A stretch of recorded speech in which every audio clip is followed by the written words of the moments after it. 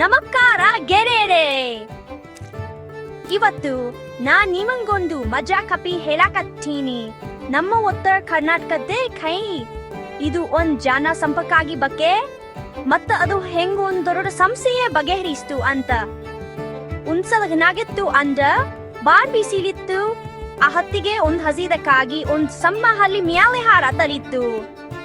ಅದರ ಹೊತ್ತಿ ಚೂರುಗೂಡ ತಲಿತ್ತು.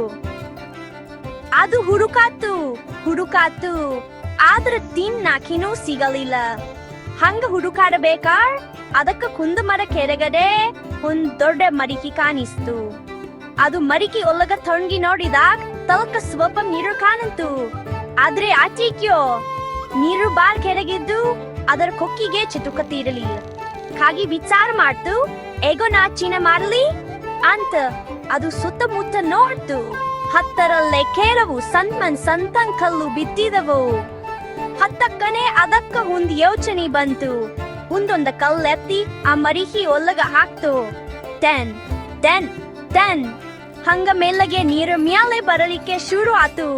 ಕಾಗಿಗಂತೂ ಬಾಳ್ ಹುಚ್ಚಿ ಆತು. ಅದು ತನ್ನ ಕೊಕ್ಕಿ ಅದ್ದಿ ತನ್ಕಂಗಿನ ನೀರು ಕುಡಿತು.